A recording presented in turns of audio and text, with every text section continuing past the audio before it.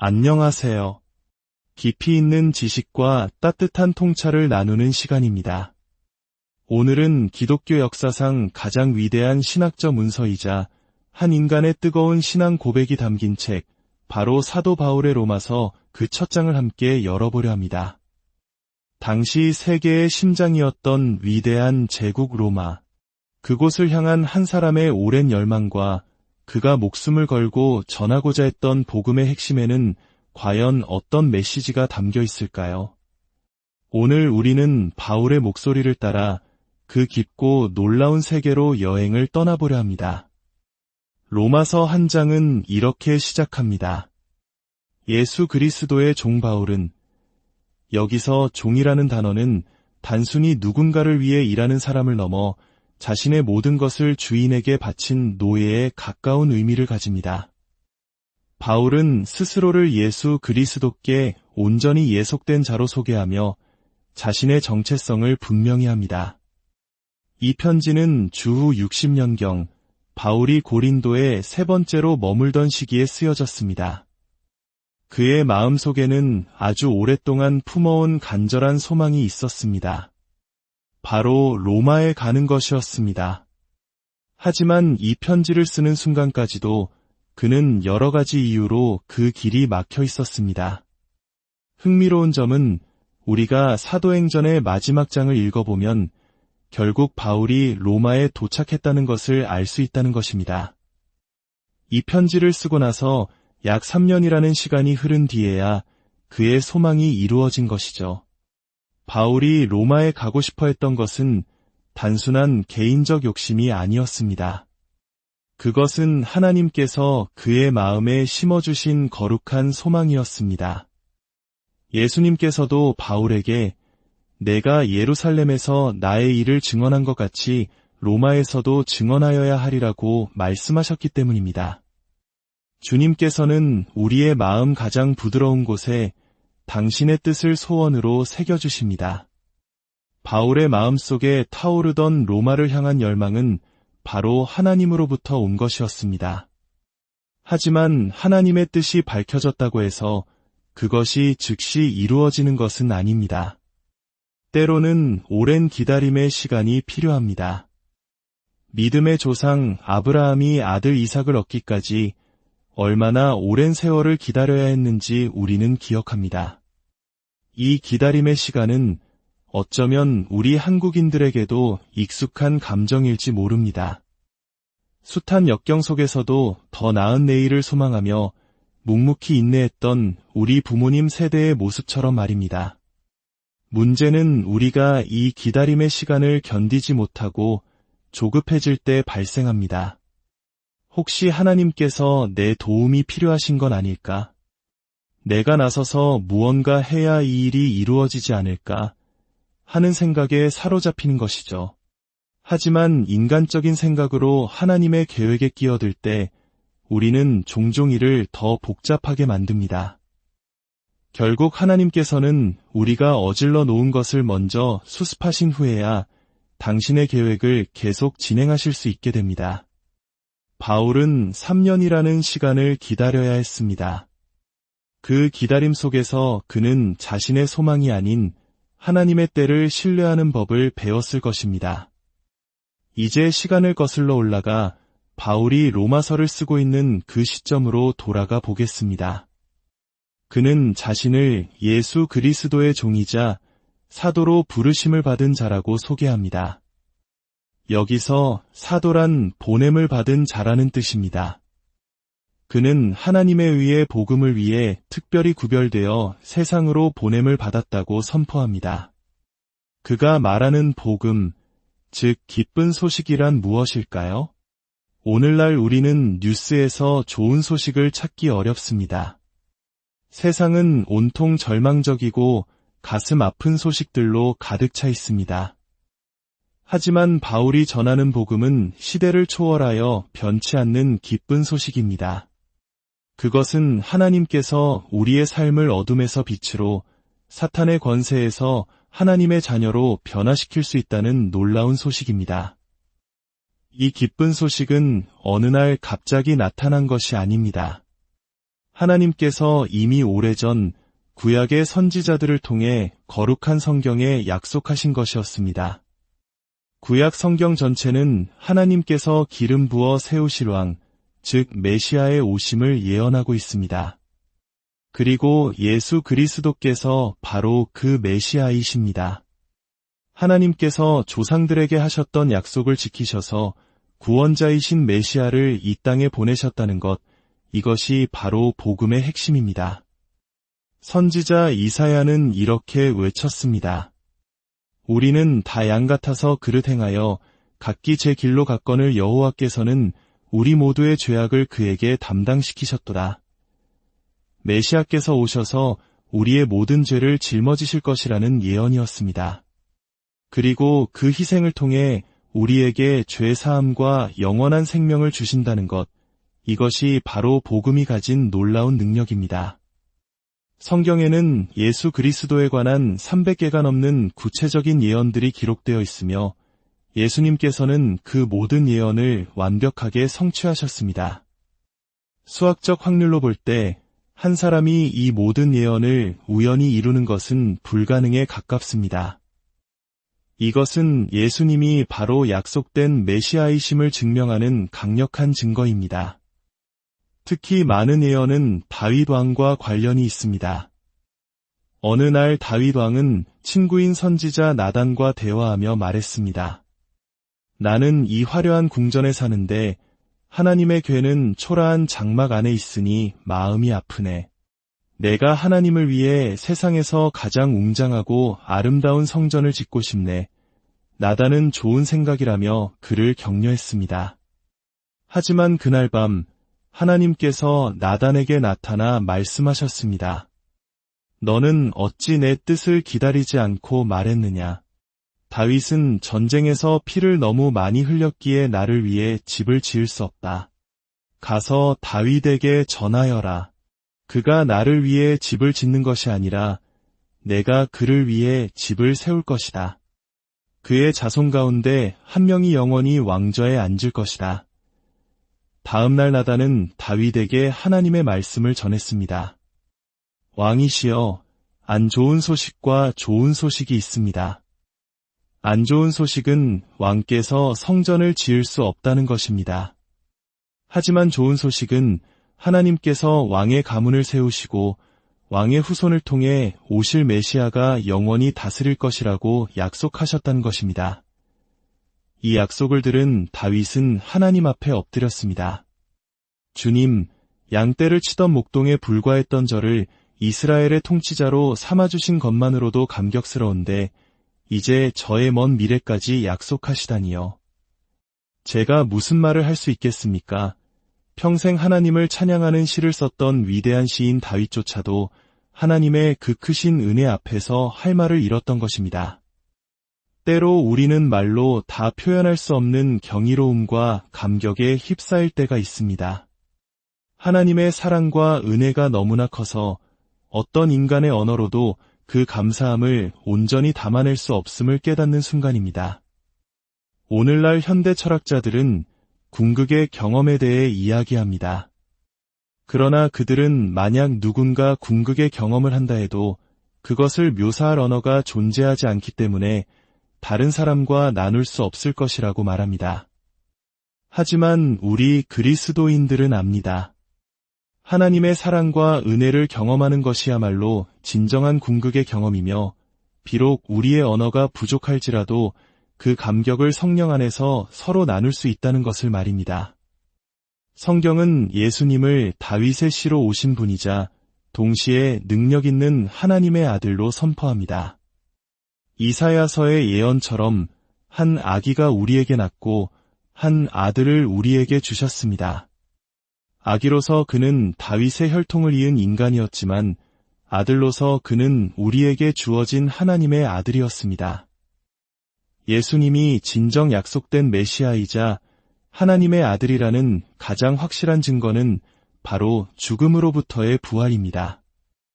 요한복음의 마지막에는 이렇게 기록되어 있습니다. 이 책에 기록된 것 외에도 예수께서 행하신 표적이 많으나 오직 이것을 기록함은 너희로 예수께서 하나님의 아들 그리스도이심을 믿게 하려 함이요 또 너희로 믿고 그 이름을 힘입어 생명을 얻게 하려 함이니라. 예수님의 모든 기적과 사역의 정점이자 마지막 표적은 바로 부활이었습니다. 예수님 자신도 악한 세대에게 요나의 표적, 즉 자신이 사흘 밤낮 땅속에 있다가 다시 살아날 것 외에는 다른 표적을 보여주지 않겠다고 말씀하셨습니다. 죽음의 권세를 이기신 부활을 통해 그는 하나님의 아들로 선포되셨습니다. 바울은 예수 그리스도를 통해 우리가 은혜와 사도의 직분을 받았다고 말합니다. 바울 자신을 죄인 중의 괴수라고 고백했지만 바로 그런 자신에게 하나님의 은혜가 임했다고 간증합니다. 이 은혜라는 주제는 로마서 전체를 관통하는 핵심입니다. 오늘의 이야기가 여러분의 마음에 깊은 울림을 주었다면 이 은혜를 주변 사람들과 함께 나누는 것은 참으로 아름다운 믿음의 실천일 것입니다. 좋아요와 구독을 통해 이 희망의 메시지가 더 많은 영혼에게 닿을 수 있도록 동참해 주신다면 그 선한 마음 위에 하나님의 축복이 가득하기를 기도합니다. 우리는 어려서부터 상과 벌의 시스템에 익숙해져 있습니다. 착한 일을 하면 상을 받고 나쁜 일을 하면 벌을 받는다는 생각이 우리 안에 깊이 뿌리박혀 있습니다. 그래서 우리는 자신도 모르게 하나님과의 관계도 이런 방식으로 생각하곤 합니다. 내가 오늘 기도를 열심히 하고 착하게 살았으니 하나님이 복을 주실 거야. 반대로 내가 오늘 끔찍한 죄를 지었으니 하나님은 절대로 나를 축복하지 않으실 거야라고 생각하는 것이죠. 하지만 이것은 하나님의 은혜를 완전히 오해하는 것입니다. 하나님의 축복은 우리의 행위에 대한 대가가 아닙니다. 그것은 우리의 자격이나 공로와는 상관없이 오직 우리를 사랑하시는 하나님의 마음에서 비롯되는 선물입니다. 우리가 가장 자격 없다고 느낄 때조차 하나님은 우리를 사랑하시고 축복하기를 원하십니다. 예수님께서 말씀하셨습니다. 너희 악한 자라도 좋은 것으로 자식에게 줄 알거든 하물며 하늘에 계신 너희 아버지께서 구하는 자에게 좋은 것을 주시지 않겠느냐. 우리가 하나님의 축복을 받지 못하는 이유는 우리의 헌신이 부족해서가 아니라 그분의 은혜를 믿는 믿음이 부족하기 때문입니다. 제가 자격이 없음에도 불구하고 하나님께서 저를 축복하실 것을 기대하고 신뢰하기 시작했을 때 제 삶의 축복은 결코 멈추지 않았습니다. 하나님의 은혜 안에서 우리는 행위의 짐을 내려놓고 참된 평강을 누릴 수 있습니다. 그래서 바울은 항상 은혜와 평강을 이 순서대로 말합니다. 하나님의 은혜를 먼저 경험해야만 진정한 평강에 이를 수 있기 때문입니다. 바울은 로마에 있는 성도들을 향해 이렇게 편지를 이어갑니다. 로마에서 하나님의 사랑하심을 받고 성도로 부르심을 받은 모든 자에게 하나님 우리 아버지와 주 예수 그리스도로부터 은혜와 평강이 있기를 원하노라. 여기서 성도란 가톨릭에서처럼 특별한 공로를 인정받아 교회가 지정한 소수의 사람이 아닙니다. 개신교의 가르침에 따르면 예수 그리스도를 믿음으로 하나님의 자녀가 된 모든 사람을 성도, 즉 거룩하게 구별된 무리라고 부릅니다.